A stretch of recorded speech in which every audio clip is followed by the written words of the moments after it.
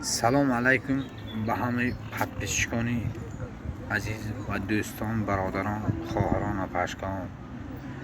و شما یک چیز رو میرسانم. همین برادری که صورتی که در اکران میبینید،